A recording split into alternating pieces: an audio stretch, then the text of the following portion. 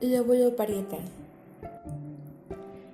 El lóbulo parietal es uno de los 4 grandes lóbulos que conforman la corteza cerebral de los seres humanos. Se localiza en la zona inferior del encéfalo, justo en la región donde recae el hueso parietal.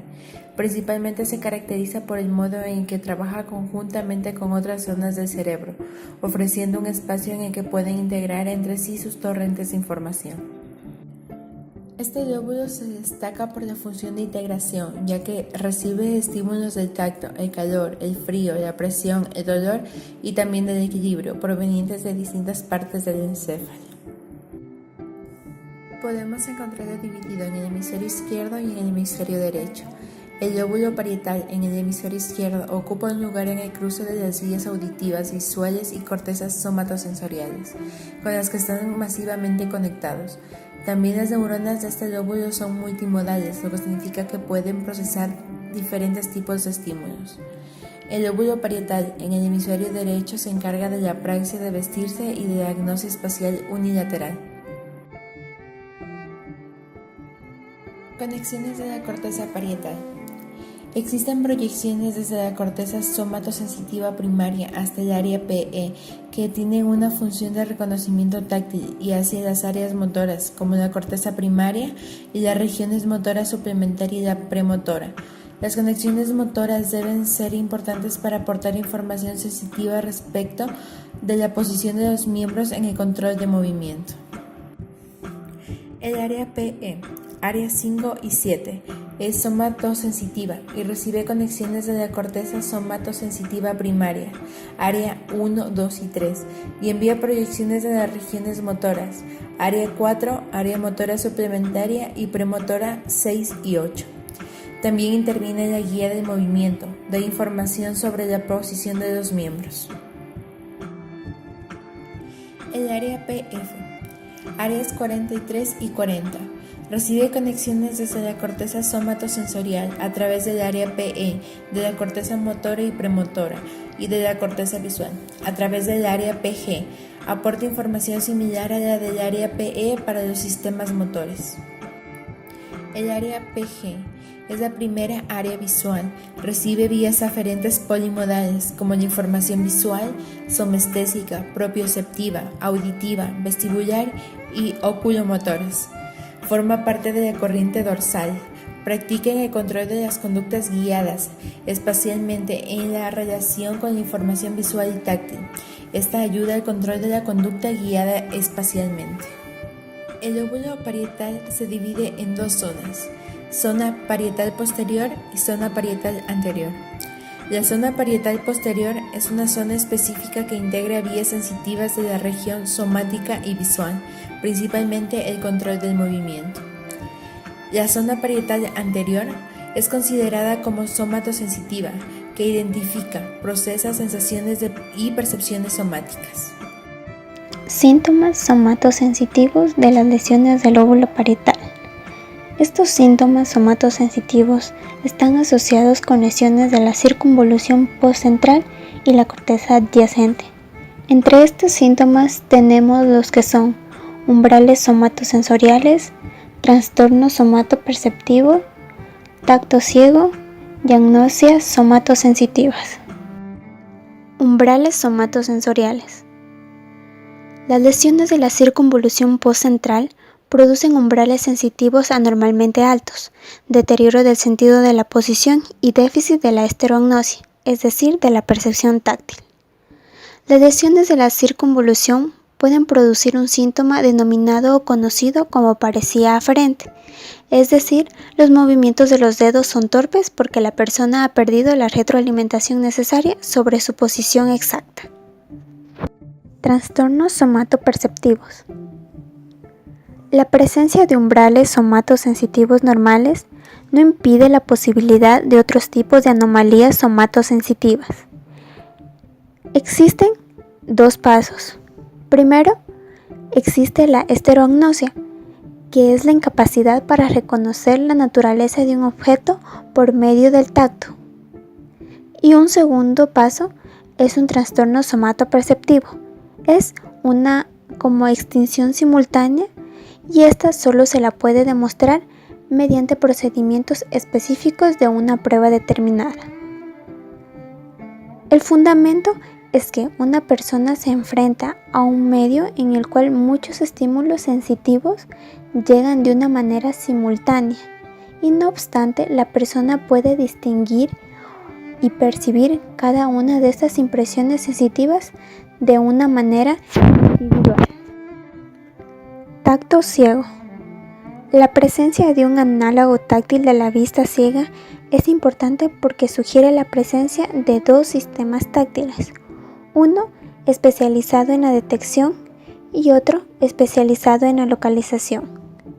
Es decir, el tacto ciego permite a las personas identificar la localización de un estímulo visual aun cuando éstas nieguen verlo. Agnosias somatosensitivas. Existen dos tipos principales de agnosias somatosensitivas. Primero, la asterognosia y segundo, la asomatoagnosia o pérdida del conocimiento del propio cuerpo. La asterognosia es esencialmente un trastorno de la apreciación táctil. Por otro lado, tenemos la asomatoagnosia, que es una de las agnosias más sorprendentes ya que posee múltiples variedades. Entre las más conocidas tenemos la anosognosia, que es la negación de la enfermedad. Esta puede afectar a uno o ambos lados del cuerpo, aunque más comúnmente es al lado izquierdo. Esto es como resultado de lesiones en el hemisferio derecho.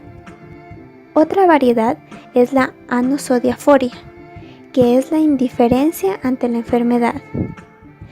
Tenemos la autopagnosia, que es la incapacidad para localizar y nombrar las partes del cuerpo. Y finalmente tenemos la simbolia para el dolor, que es la ausencia de reacciones normales al dolor. Síntomas de daño parietal posterior. Aquí tenemos el síndrome de Wallin. Este es muy poco frecuente. La ataxia óptica constituye un síntoma frecuente de las lesiones parietales posteriores y se puede desarrollar después de lesiones unilaterales. Ahora vamos a revisar lo que es el síndrome de Wallin, que es un trastorno que es visual y espacial y se caracteriza por tres síntomas, que es la ataxia óptica, la ataxia ocular y la simultagnosia. En la ataxia óptica vamos a pedir al sujeto que alcance el objeto que se le muestra. Por favor, ¿puedes alcanzar el objeto?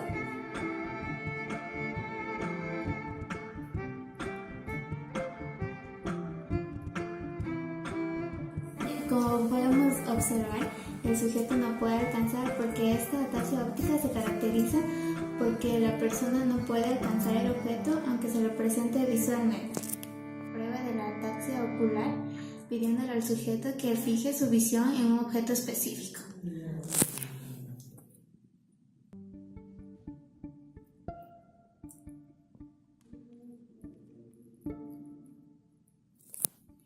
Ya como podemos ver, el sujeto no puede poner su vista en el objeto que se le presenta como es un esfero, sino que desvía su mirada a la izquierda o a la derecha, pero no a donde está el objeto.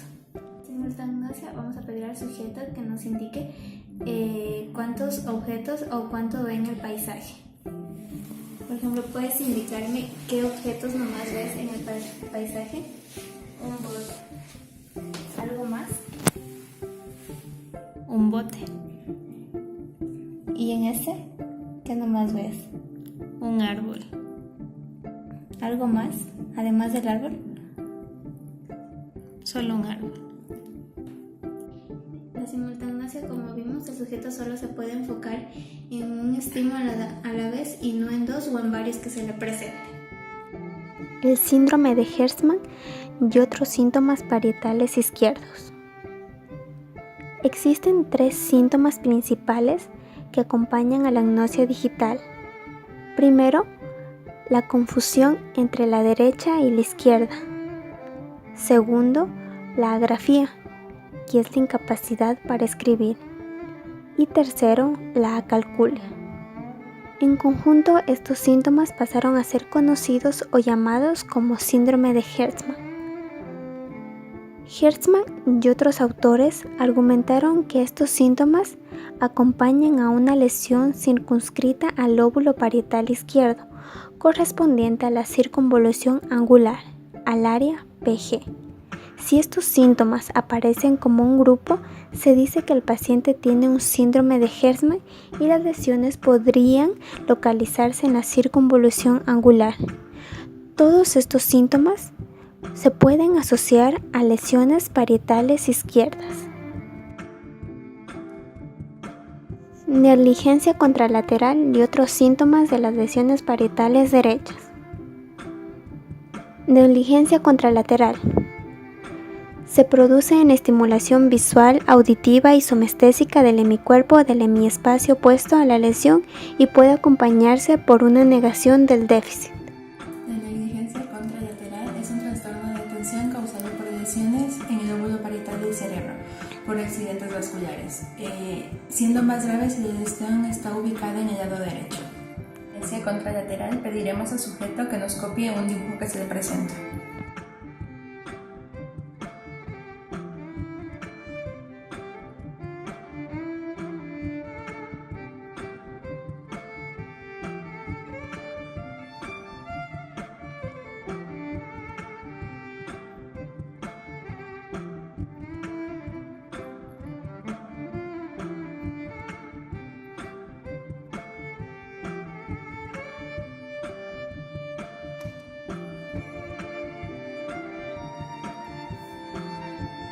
Te voy a presentar una serie de palabras y necesito que las leas ya.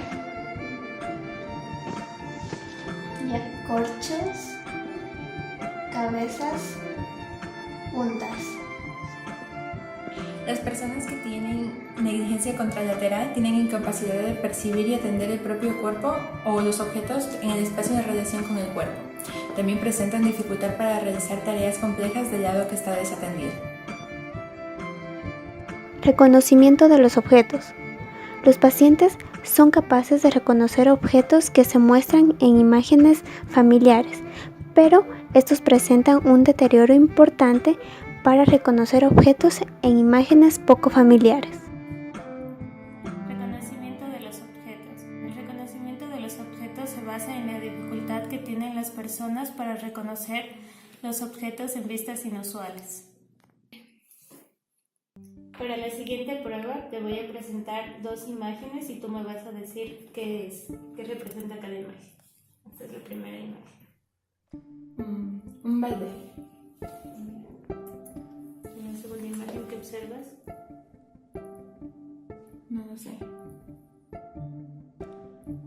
El lóbulo temporal codifica las propiedades de relación de los objetos. Parte de este control se encuentra probablemente en la región polimodal del surco temporal superior y otra parte está en la formación del hipocampo. La apraxia y el lóbulo parietal. La apraxia es un trastorno en que la pérdida del movimiento hábil no se debe a la debilidad, ni a la incapacidad para moverse u otros trastornos del movimiento como el temblor. Apraxia ideomotora. En este tipo de apraxia, los pacientes no pueden copiar movimientos ni hacer gestos. Apraxia de construcción. Es un trastorno visomotor. La organización espacial está alterada. Los pacientes no pueden montar o armar un rompecabezas, ni construir una casa de árbol o copiar una serie de movimientos faciales. El dibujo es una conducta compleja que puede requerir procesos verbales y no verbales, por ejemplo los espaciales. Los déficits del dibujo surgen con lesiones en cualquiera de los hemisferios. Se estima que son más importantes con daños en el hemisferio derecho y se cree que el daño parietal derecho ejerce una influencia máxima sobre la capacidad del dibujo. El hemisferio derecho desempeña un papel dominante en las capacidades espaciales, pero es posible que no sea correcta. Los trastornos del dibujo parecen diferir según el hemisferio en el que esté la lesión.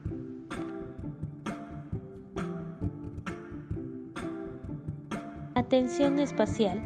A medida que nos movemos por el mundo, nos enfrentamos con un conjunto muy amplio de información sensitiva que, posiblemente, no puede ser tratada de igual manera por el sistema nervioso. El cerebro debe seleccionar la información que va a procesar. Pruebas neuropsicológicas clínicas estandarizadas para evaluar el daño del lóbulo parietal. El umbral somatosensitivo. Con las lesiones de la circunvolución poscentral, el umbral somatosensitivo aumenta el lado contralateral del cuerpo. La prueba de discriminación de los alfileres requiere que el sujeto tenga los ojos vendados y comunique si percibe el tacto de uno o dos alfileres sobre la piel. Al comienzo, la distancia entre los alfileres es muy grande y se reduce gradualmente hasta que el sujeto ya no puede percibir los dos alfileres. En casos extremos se invierte el proceso, es decir, se aumenta la distancia para encontrar el momento en que el paciente percibe por primera vez dos alfileres. Reconocimiento de formas táctiles. En la prueba del tablero de formas de Seguin-Goddard, el sujeto con los ojos vendados manipula 10 cubos de diferentes formas intentando colocarlos en agujeros con formas similares a las de un tablero. Una vez completada la prueba, se retira tanto el tablero como los cubos solicitando al sujeto que dibuje el tablero de memoria. Se realizaron varios experimentos con monos y tanto con humanos, descubriendo que la parte del dibujo, que es una prueba de la memoria y de la asociación de modos cruzados, probablemente sea sensible a las lesiones del área PG. Negligencia contralateral. Dentro de la negligencia contralateral se recomienda la prueba de bisección de líneas de Schember y Kuhl, en donde se le pide al sujeto que marque el centro de cada una de las líneas de un conjunto de 20. Cada una de ellas tiene una longitud diferente y está situada en una posición diferente en la página, algunas a la izquierda, algunas en el centro y otras a la derecha. Los pacientes que muestran negligencia contralateral generalmente no marcan las líneas del lado izquierdo de la página. Percepción visual. La percepción visual se evalúa fácilmente mediante la prueba de cierre de Money o de figuras incompletas de Golin. En esta se presentan una serie de representaciones incompletas de rostros u objetos en donde el sujeto debe combinar los elementos y formar un gestal o identificar el dibujo. Estas pruebas son especialmente sensibles a las lesiones de la unión parieto-temporal, presuntamente en regiones de corriente visual ventral. Relaciones espaciales. Las pruebas de relaciones espaciales consisten en dar a los sujetos una serie de órdenes las cuales deben llevar a cabo, como por ejemplo tocarse la oreja derecha con la mano izquierda. Esto se debe a que los pacientes con una lesión del lóbulo frontal izquierdo a menudo muestran un deterioro en el rendimiento en estas pruebas. Lenguaje. La prueba de fichas de Token Test es un test de comprensión del lenguaje de fácil administración. En esta prueba se coloca delante del paciente 20 fichas con 4 formas distintas y cada uno de los 5 colores, como puede ser blanco, negro, amarillo, verde y rojo. La prueba comienza con tareas simples y se vuelve progresivamente más difícil. También existe la prueba de las fichas de comprensión de lectura, en donde se hace que el sujeto lea las instrucciones en voz alta y luego las lleve a cabo. Las lesiones que afectan en el área PG abarcan a menudo la corteza temporal relacionada con el habla, en donde se observa afasia. Finalmente tenemos la apraxia. Lamentablemente para la apraxia no existe ninguna prueba estandarizada análoga a la prueba de las fichas para la afasia. Sin embargo, existe una prueba denominada la caja de Kimura, la cual es la mejor que se dispone en la actualidad. En esta prueba se solicita al paciente que realice movimientos consecutivos. Sin embargo, los pacientes que mantienen apraxia tienen un rendimiento deficiente en esta prueba y muchos de ellos son incapaces de realizar los movimientos solicitados pese a que ya hayan tenido una práctica.